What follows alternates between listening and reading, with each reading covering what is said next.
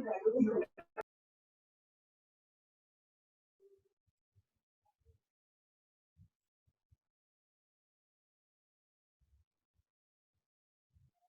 you hear my voice?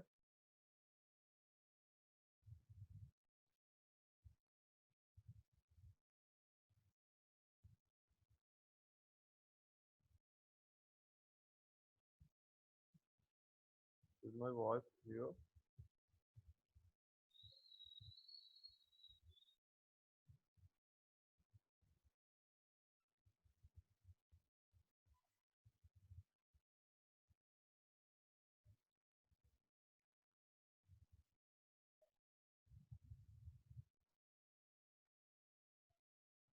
Can you hear my voice?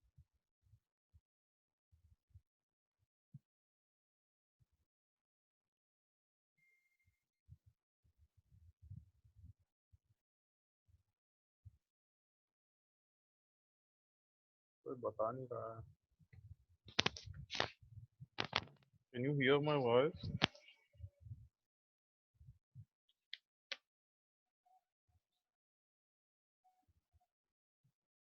Anyone there? ये बताओ. Good morning sir. Good morning, good morning. Okay. ये screen share हो रहा है क्या?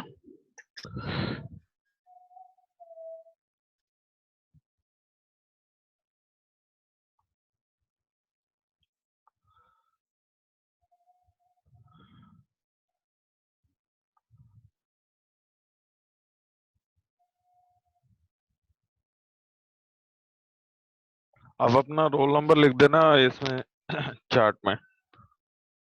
चैट में रोल नंबर लिख दो.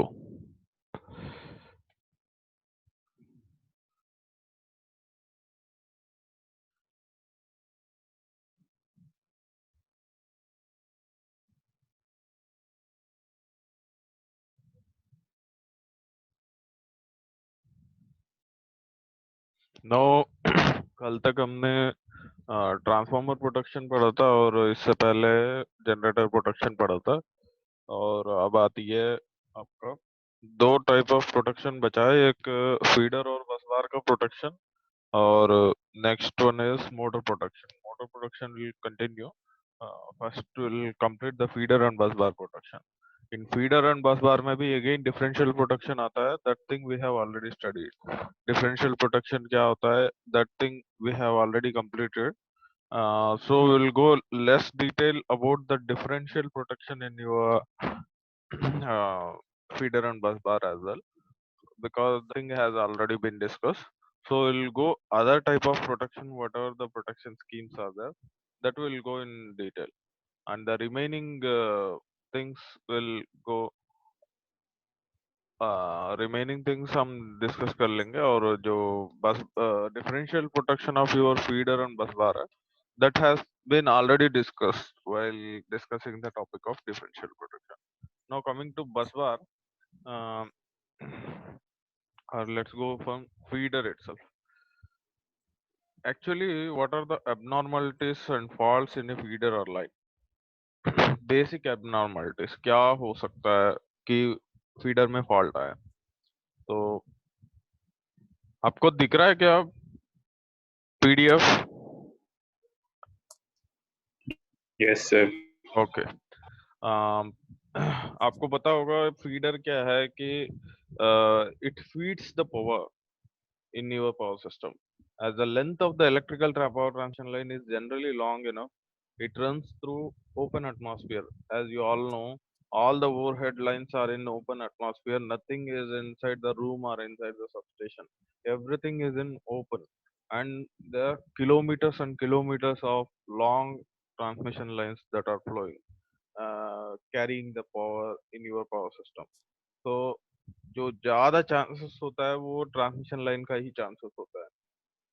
तो ओपन एरिया है, कोई भी अगर बर्ड आ गया या कोई बारिश आ गया या कुछ भी आ गया, किसी भी रीजन से फॉल्ट होने का चांसेस काफी ज्यादा रहता है. तो your probability of occurring fault in electrical power transmission line is much higher than your any transformer or alternator.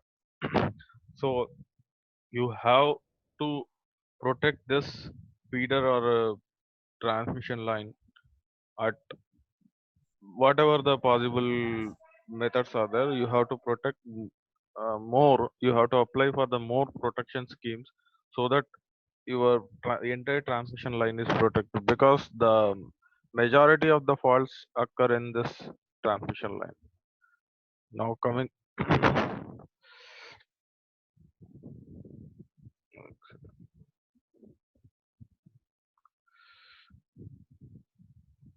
now, what are those faults? It may be overload faults और earth faults और line to line fault. दो line के बीच में fault जैसे आपने पढ़ा होगा, line to ground fault, line to line fault. The most occurring fault was line to ground fault, and line to line fault was the second most occurring fault. और उस प्रोटेक्शन स्कीम के लिए क्या requirements है? तो in the event of a short circuit, the circuit breaker closest to the fault should open. Obviously अगर कई circuit breaker 2 kilometre के बाद वाला ओपन हो रहा है, पूरा 2 किलोमीटर आइसोलेट हो जाएगा इंस्टेड ऑफ छोटा सा फॉल्ट के लिए. उस एरिया, उस पर्टिकुलर एरिया जहाँ पे फॉल्ट हुआ वो ही आइसोलेट करना है. ऐसे नहीं है कि कई 2 किलोमीटर में या 3 किलोमीटर के बाद जो सर्क्यूट ब्रेकर होगा वो आइसोलेट कर रहा है या वो ओपन होके पूरा आइसोलेट कर रहा है. Only the thing is which is the nearest possible circuit breaker, चाहे वो 100 मीटर्स में हो या 200 मीटर्स में हो ट्रांसमिशन लाइन के. जो नियरेस्ट पॉसिबल सर्क्यूट ब्रेकर जो है, जहाँ पे फॉल्ट होगा वहां का नियरेस्ट जो क्लोजेस्ट सर्क्यूट ब्रेकर है, that should open. All the other circuit breakers should remain in close and normal healthy system will run as per the schedule. Only the thing is, only those circuit breakers should be open which is nearest to the fault. And in case of nearest circuit breaker to the fault fails to open, then protection should be protected by the adjacent circuit breaker. While studying primary and backup protection, we already discussed, अगर primary circuit breaker जो है वो nearest होगा fault के लिए. जहाँ पे fault होगा वो प्राइमरी प्रोटेक्शन के लिए तुम यूज करोगे. अगर वो प्राइमरी प्रोटेक्शन किसी भी रीजन से, या रिले के रीजन से या ब्रेकर के रीजन से वो फेल हो गया, तो you should have some backup protection. अगर वो फेल हो गया तो बैकअप प्रोटेक्शन दूसरे सर्क्यूट ब्रेकर है. अगर सर्क्यूट ब्रेकर में फॉल्ट हुआ या रिले में फॉल्ट हुआ, दूसरा जो करस्पॉन्डिंग रिले है, that relay is used as a backup. Backup में टाइप्स पढ़ा था हमने, relay backup, breaker backup. Breaker backup जब यूज होगा जब ब्रेकर फेल होता है उस पर्टिकुलर रीजन का. और रिले बैकअप जो होगा जब आपका कोई रिले, करस्पॉन्डिंग रिले फेल होता है, उसके लिए दूसरा रिले इसका कोऑर्डिनेशन करेगा. ऐसे बैकअप प्रोटेक्शन आपको प्राइमरी प्रोटेक्शन फेल होने के टाइम पे ये backup protection should be provided for from the adjacent circuit breaker such that अगर बैकअप भी नहीं प्रोवाइड किया, अगर प्राइमरी फेल हो गया तो आपका सिस्टम फेल हो जाएगा. तो backup is must and should necessary for anything you are protecting. So if primary fails, then backup should come into picture and should protect like that. Now, and the other one is the relay operating time should be as short as possible in order to preserve system stability without unnecessary tripping of the circuit.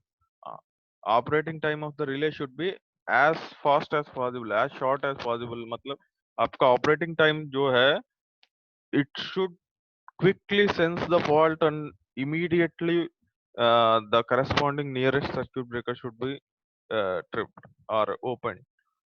Otherwise उस अगर जितना ये time लगेगा उतने time में आपका दूसरा जो करस्पॉन्डिंग एलिमेंट जो कनेक्टेड है, सपोज एक फीडर और ट्रांसमिशन लाइन में numerous power system elements connected है, अगर एक भी फेल हो गया उसकी वजह से दूसरे सारे चीजें आपको इफेक्ट होने का चांसेस है. तो the most important thing in relay operation और protection system is it should be as fast as possible. These are the three requirements for your protection. And we time graded protection आप already पढ़े थे हमने.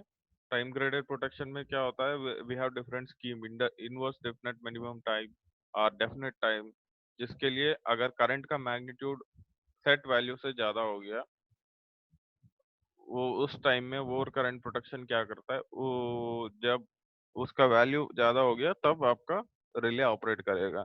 जैसे आईडीएमटी लिया, अगर current का fault का मैग्नीट्यूड ज्यादा है तो कम टाइम लेगा, अगर फॉल्ट का मैग्नीट्यूड कम है तो ज्यादा टाइम लेगा। तो I is inversely proportional to T. And definite time जो है सेट वैल्यू है उसका, सपोज 2 मिली सेकेंड्स है उसका डेफिनेट टाइम। तो अगर फॉल्ट करंट 500 एम्पियर्स हो फिर भी 2 मिली सेकेंड्स लेगा, अगर फॉल्ट करंट 1000 एम्पियर्स हो फिर भी 2 मिली सेकेंड्स लेगा, क्योंकि वो रिले जो है वो current relay that is definite time over current relay. Definite time मतलब it will operate for a particular definite time, चाहे वो फॉल्ट कितने भी मैग्नीट्यूड ज्यादा हो या कम हो, लेकिन वो टाइम लेगा तो सेम सेम टाइम है। तो over current protection is just like a, मतलब आप उस पर रिले नहीं कर सकते ओवर करंट प्रोटेक्शन पे। Over current protection is necessary, but you should not completely relay on over current protection. तो आपको बैकअप में काफी सारे प्रोटेक्शन यूज करने पड़ेंगे, और काफी सारे प्रोटेक्शन इसके साथ साथ भी यूज करनी पड़ेगी, so that your complete good protection can be achieved। how to achieve good protection, आपका ओवर करंट प्रोटेक्शन सिर्फ उसी के ऊपर डिपेंड नहीं कर सकता है। In the scheme of over current protection time discrimination is incorporated. in other words, the time setting of the relay is so graded that in the event of fault the smallest possible part of the system is isolated। this is the reason why you should use over current protection। and coming to other type of protection schemes,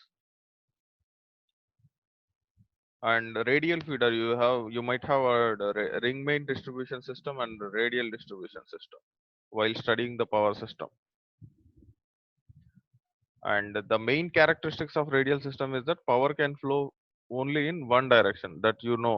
ring main में क्या होता है, कोई भी direction में power flow हो सकता है। रेडियल में क्या है, only one direction power flow is allowed from generator or supply end to the load।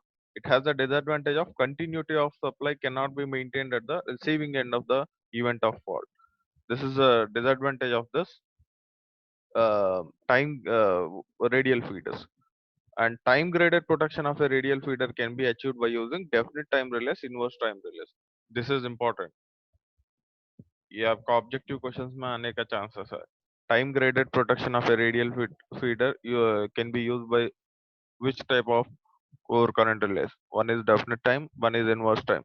definite time जो है वो पर्टिकुलर टाइम लेगा, चाहे वो कोई कितने भी फॉल्ट का मैग्नीट्यूड हो। इनवर्स टाइम जो है, अगर फॉल्ट का मैग्नीट्यूड ज्यादा है कम टाइम लेगा, अगर फॉल्ट करंट का मैग्नीट्यूड कम है तो ज्यादा टाइम लेगा। उल्टा, just inversely proportional, I is inversely proportional to T.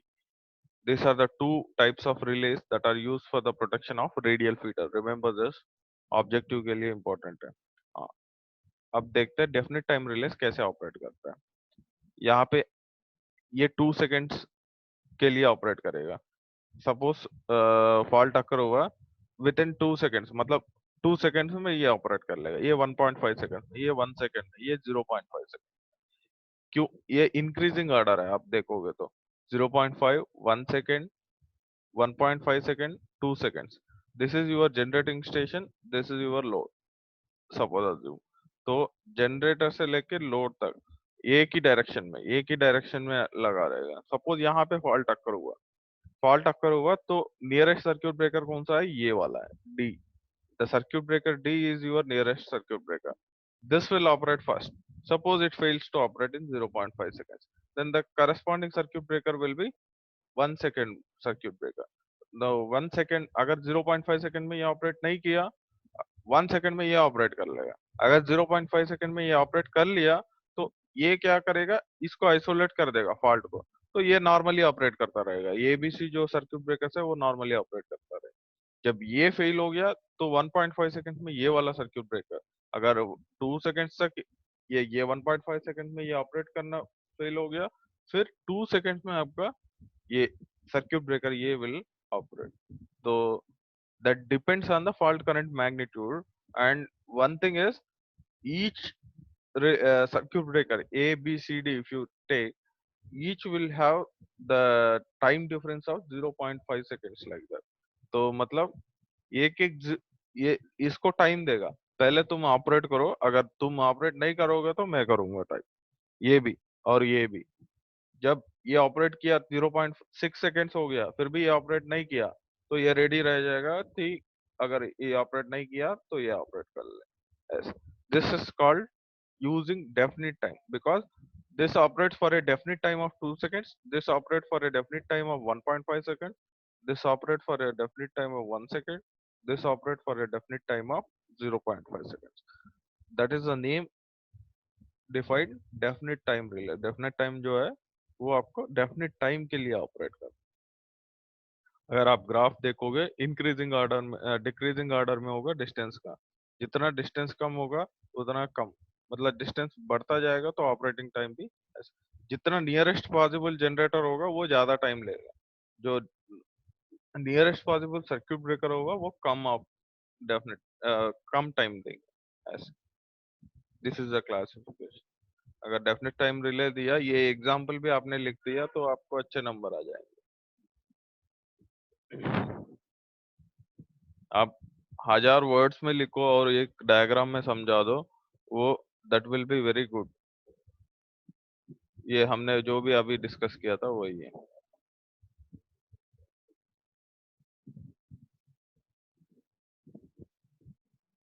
हाँ, एक डिसएडवांटेज है इस सिस्टम का, क्या है? The disadvantage of the system is that if there are number of feeders in series, the tripping time for faults near the supply end becomes high. very that is a thing you have studied here, 2 seconds in this case, because the nearest feeder was circuit breaker ये था ना, ये यहाँ पे this was the nearest circuit breakers towards the generator। तो जैसे आपका ये फीडर सीरीज में होगा, the tripping time for the fault near the supply, because supply end के ऊपर अगर कोई फॉल्ट आ गया that will disturb maximum amount of the system. तो द सप्लाई एंड वाला क्या 2 सेकेंड्स तक वेट करेगा, ये डिसएडवांटेज है। तो इसलिए डेफिनेट टाइम रिलेज का भी एक डिसएडवांटेज ये है कि जो सप्लाई एंड के थ्रू होगा वो ज्यादा टाइम लेगा, जो लोड एंड के थ्रू होगा वो कम टाइम में ऑपरेट करेगा। सप्लाई एंड के थ्रू अगर फॉल्ट आ गया that will be very severe compare to the load end. अगर लोड के पास कोई फॉल्ट आया that will not be that much severe, वो इतना भी ज्यादा इफेक्ट नहीं करेगा। इफेक्ट तो हर फॉल्ट इफेक्ट करेगा, लेकिन अगर सप्लाई एंड के पास जो फॉल्ट आ रहा है उससे कंपेयर करके लोड एंड के पास जो फॉल्ट आ रहा है वो उसका इफेक्ट कम होगा। तो सप्लाई एंड वाला फास्ट होना जरूरी है, लेकिन यहाँ पे क्या डिसएडवांटेज है, यहाँ पे 2 सेकेंड्स ले रहा है।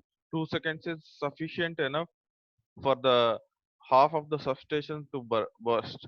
पूरा सब आधा सबस्टेशन पूरा जल जाएगा वो 2 सेकेंड्स में, एक पूरा ट्रांसफार्मर जल जाएगा 2 सेकेंड्स में। तो that 2 seconds is very high compare to your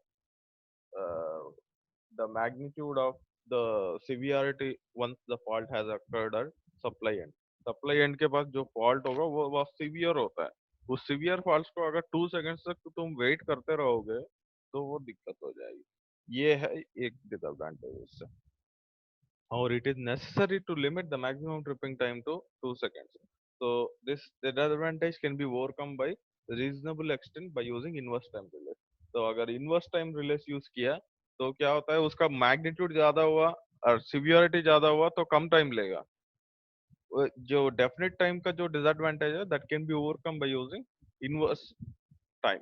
inverse time में क्या होता है, जितना मैक्सिमम करंट होगा उतना कम टाइम लेगा। तो मतलब जो सप्लाई एंड के पास जो मैक्सिमम टाइम है वो कम टाइम में ऑपरेट करेगा। जैसे आप ये ग्राफ देखो, ये है आपका सिंगल लाइन डायग्राम। यहाँ पे जनरेटर है, ट्रांसफार्मर है, circuit breaker A, circuit breaker B, circuit breaker C. Circuit breaker C के पास जो भी फॉल्ट होगा उसका सिवियरिटी कम होगा compare to the fault near circuit breaker ये, because it is nearer to supply end. Supply end के पास जो फॉल्ट मैग्नीट्यूड होगा वो ज्यादा होगा, अगर यहाँ पे जो फॉल्ट होगा उसका मैग्नीट्यूड बहुत कम होगा। तो सपोज बी और सी के बीच में कोई फॉल्ट आ गया तो जो आपका इस यहाँ पे फॉल्ट के कंपैरिजन में ये थोड़ा मैग्नीट्यूड ज्यादा होगा, यहाँ के कंपैरिजन में यहाँ जो है मैग्नीट्यूड ज्यादा होगा।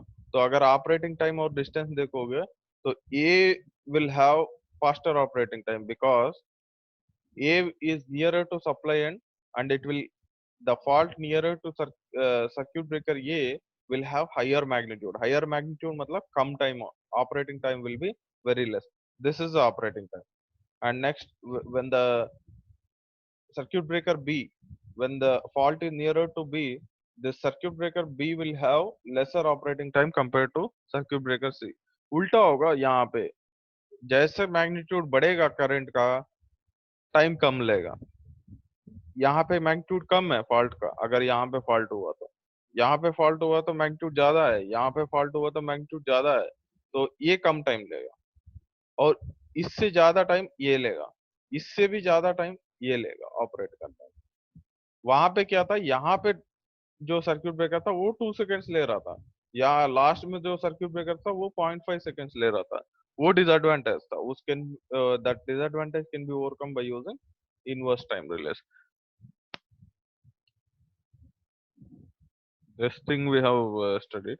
And now coming to differential pilot wire protection. We have already known the pilot wire differential protection is one which operates based on the differential current. Differential current मतलब जो आपका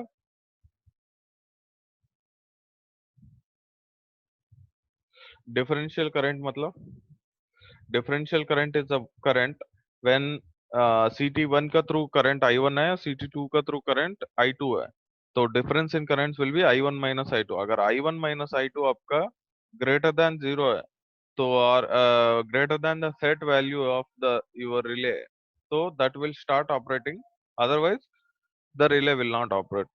So that is your differential protection you have studied. This is used in the suppose differential protection normal condition में क्या होगा, the current entering at one end of a line is equals to the other end, nothing but I1 minus I2 will be equals to 0. If I1 minus I2 is 0, the operating coil currents carry 0 current. अगर operating coil 0 current हो गया तो आपका जो relay जो है operate नहीं करेगा. अगर फॉल्ट अकर हुआ, फॉल्ट डिफरेंशियल प्रोटेक्शन कब यूज होगा, जब कोई इंटरनल फॉल्ट हो. अगर सीटी के उस तरफ और पहले वाला सीटी के लेफ्ट साइड में, या लास्ट वाला सीटी के CT2 के राइट साइड में अगर फॉल्ट हुआ, that is treated as external fault. अगर आप डिफरेंशियल सर्क्यूट याद करोगे तो ये मैं जो बोल रहा हूँ वो समझ आ जाएगा. डिफरेंशियल सर्क्यूट हमने बताया था ना, बीच में एक सर्क्यूट टू बी प्रोटेक्टेड होगा, चाहे वो ट्रांसमिशन लाइन हो, चाहे वो ट्रांसफार्मर के वाइंडिंग हो, या अल्टरनेटर वाइंडिंग हो, वो कोई भी वाइंडिंग हो या कुछ भी हो, उन दोनों के बीच, दो सीटी के बीच में होता है. जो CT1 का जो करंट है और CT2 का जो करंट है, अगर उन दोनों का डिफरेंस 0 हो गया तो ऑपरेटिंग कॉइल में आपका 0 करंट पास होगा.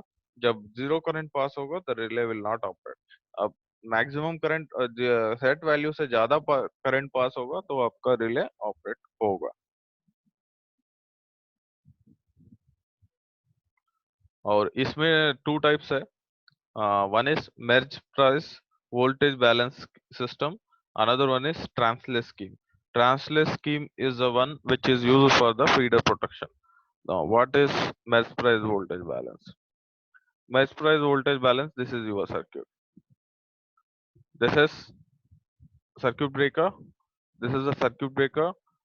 This is the starting end. This is the ending one. And यहाँ पे आपका सिस्टम है, फीडर है. ये पूरा जो डॉटेड लाइंस दिख रहा है, ये आपका फीडर है. जो सीटीज को कनेक्ट कर रहा है, ये वाला इसको बोलते हैं पायलट वायर. जो सीटी और रिले ऑपरेटिंग कॉइल को जो कनेक्ट कर रहा है ना, इसको बोलते हैं पायलट वायर.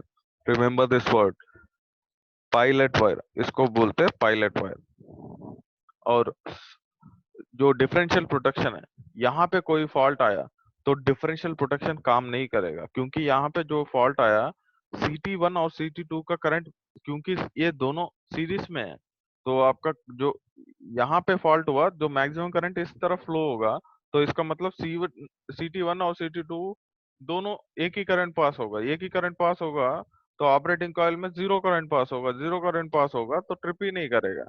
जब सेट वैल्यू से ज्यादा करंट पास होगा तभी ट्रिप करेगा. वो ट्रिप करने के लिए आपका फॉल्ट हमेशा यहाँ पे होनी चाहिए, जो CT1 और CT2 के बीच में. इसको बोलते हैं इंटरनल फॉल्ट, जो यहाँ होते हैं ना. एक second,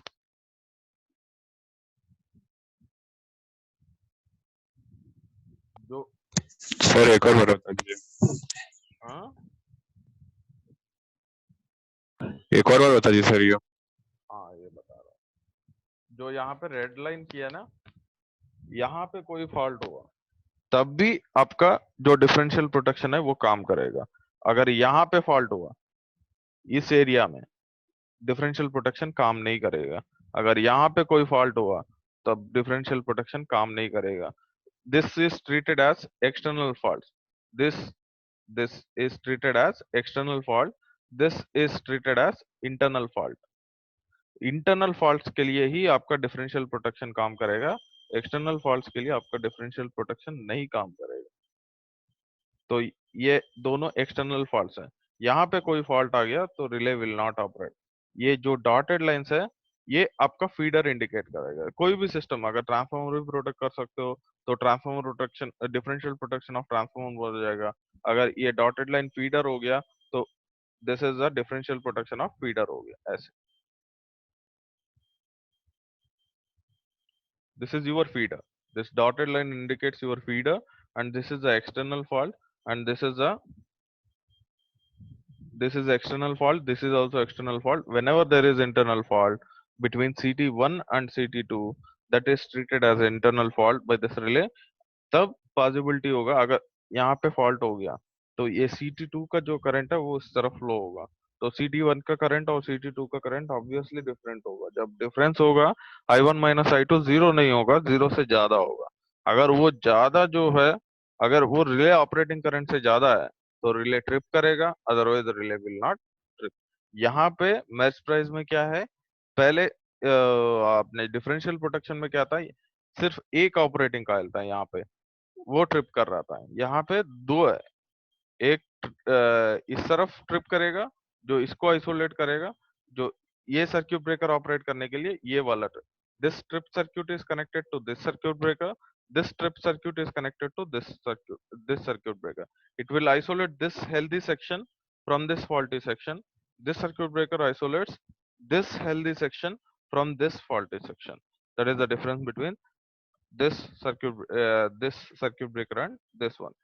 The wires that connect between the CTs that are called as pilot wires. यहाँ पे this operating coil of the relay will trip the circuit breaker of this one.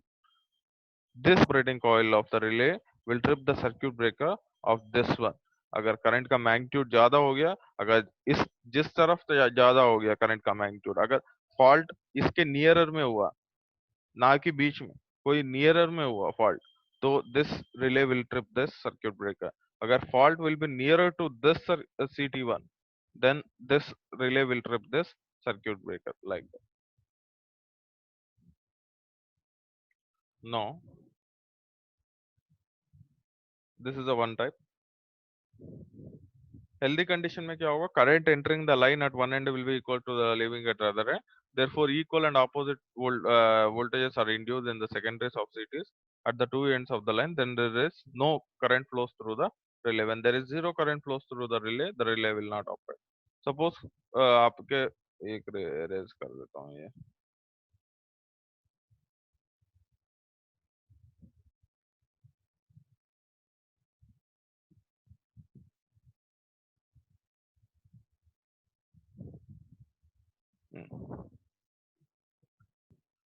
No अगर fault F पे fault हुआ, वही figure में जैसे show किया था, दिखा दो कहाँ है? इसमें यही प्रॉब्लम है, टाइम जल्दी खत्म हो जाता है। हाँ, ये आपका फॉल्ट है। अगर यहाँ पे फॉल्ट हुआ तो क्या होगा, there will be unbalance. This will cause a greater current flow through the CT1 then CT2, because the CT1 current जो भी होगा वो, जैसे फॉल्ट शॉर्ट सर्क्यूट होगा, ऑब्वियसली आपने पढ़ा होगा, जहां पे शॉर्ट सर्क्यूट होगा वो सारे करंट उस तरफ, that will take the low impedance path because short circuit indicates the zero impedance. Zero impedance path will be taken by those relay, and this consequently the secondary voltages become unequal. Circulating current flows through the pilot wire and relays. ये circulating current जो है, this will flow through this pilot wires and relays. If the circulating current is greater than the current, predetermined current or set current, then the circuit breaker will trip and the faulty section will be isolated from the healthy section. And next feeder protection is distance protection or impedance protection. We have already studied this. Short transmission line में कौन सा relay use करते हैं, long transmission line में और medium transmission line में. और distance protection, coming to distance protection, you know already this very long high voltage transmission line के लिए time graded और pilot wire protection not suitable है. though long time delay in fault clearance at the generating station end when there are more than 4 or 5 sections becomes too expensive owing to the greater length of pilot wires, because length of the pilot wires will be expensive. अगर जितना pilot wires extend होगा length, उतना costly बढ़ जाएगा आपका equipment. तो इस reasons की वजह से pilot wire और time graded protection की वजह से हम distance protection पे भी जाते हैं. distance protection क्या है? This disadvantage of these two protections made to discover another development of new protection scheme, that is your distance protection scheme. Distance protection कैसे ऑपरेट करता है? इम्पीडेंस वैल्यू पे, उस पॉइंट से लेके फॉल्ट पॉइंट तक, अगर वो वाला इम्पीडेंस सेट इम्पीडेंस से अगर सपोज इम्पीडेंस है, नॉर्मल इम्पीडेंस क्या होता है? Voltage to the current. तो नॉर्मल करंट फ्लो हो रहा है, नॉर्मल वोल्टेज है, तब आपका इम्पीडेंस जो है that will be a normal impedance और set impedance which is treated as normal condition. Suppose आपका फॉल्ट अकर हुआ, करंट का मैग्नीट्यूड बढ़ जाएगा, तो आपका फॉल्ट इम्पीडेंस क्या हो गया? Voltage at that point two the current at that point. अगर आपका फॉल्ट अकर हुआ तो करंट का मैग्नीट्यूड बढ़ गया, करंट का मैग्नीट्यूड बढ़ गया तो impedance, corresponding impedance will be reduced. If that reduced impedance is less than the set impedance, then your relay starts operating. That is the thing that happens in distance protection. This thing we have already studied. So this system provides discrimination between without employing pilot wire. Pilot wires की जरूरत नहीं है. Pilot wires क्यों बोल रहे हैं? Pilot wires जो है डिफरेंशियल प्रोटेक्शन में बहुत जरूरी है. अगर बिना पायलट वायर्स तो आपका कोई डिफरेंशियल प्रोटेक्शन का कोई मतलब ही नहीं है. तो उस रीजन की वजह से आपको pilot wire protection is very much essential. तो you cannot completely eliminate the differential protection, but based on the opportunity, और suppose जहाँ पे मुझे economically और feasibility के हिसाब से, जैसे supply end के through 4 or 5 sections है, वहाँ पे मेरा breaker या किसी भी reason से मेरा time delay हो रहा है उस fault clear करने में, वहाँ पे आप differential distance protection साथ में use कर सकते हो. That is what we have studied in zones of protection. Zones of protection में क्या होता है? आपका कोई भी एक प्रोटेक्शन स्कीम है, सपोज कोई भी ओवर करंट प्रोटेक्शन ले लो, या उसको और डिफरेंशियल प्रोटेक्शन को दोनों को क्लब कर सकते हो. तो इसका क्लब करने से क्या होता है? अगर वो फेल हो गया, दूसरा तो ऑपरेट कर लेगा. तो ये चीज हमने पढ़ा था ऑलरेडी इम्पिडेंस रिले में. ये आपका इम्पिडेंस रिले है और this is the potential transformer, this is the current transformer. Current transformer से करंट, वोल्टेज ट्रांसफार्मर और पोटेंशियल ट्रांसफार्मर से voltage. The voltage to the current will give the impedance. If that impedance is less than the set value, then the relay will start tripping. If the impedance is greater than the set value, then the relay will not trip. यहाँ पे let us see two types of fault. One is fault at F1 and fault at F2. What happens at fault at F1 as well as F2? एक second.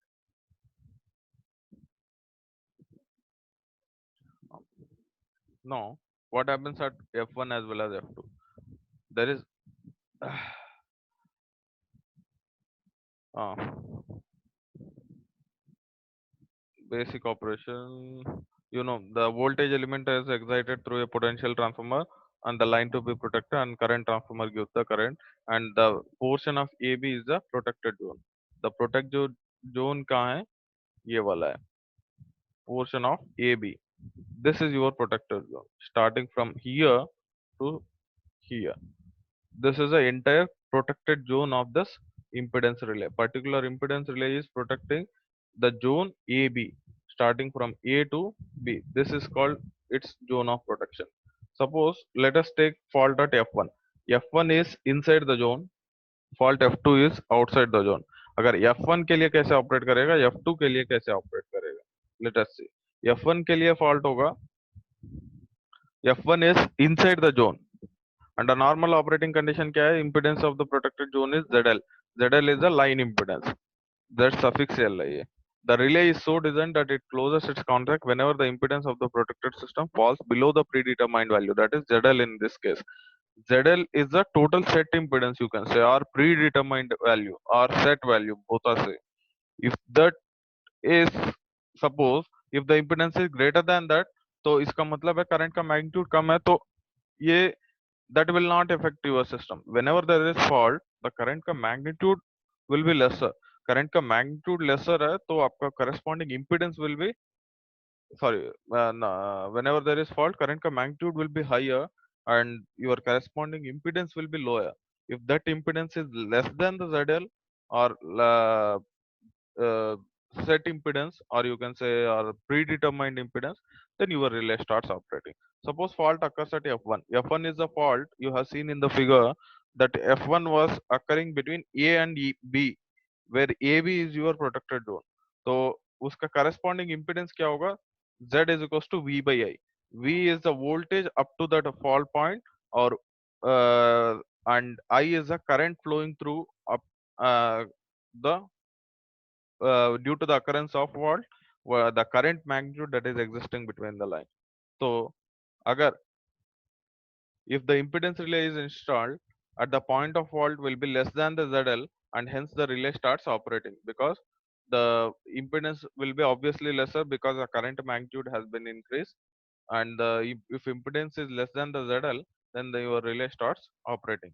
And if the fault occurs beyond the protected zone, point F2 पे अगर fault हुआ तो जो B के right side में था, B के राइट साइड में जो था वो F2 फॉल्ट था, वहां पे क्या होगा, जो आपका इम्पिडेंस है ग्रेटर देन द ZL होगा, क्योंकि इम्पिडेंस लेंथ पे भी डिपेंड करता है। अगर जितना आप लेंथ पे भी जाओगे तो लेंथ के हिसाब से आपका इम्पिडेंस भी बढ़ गया।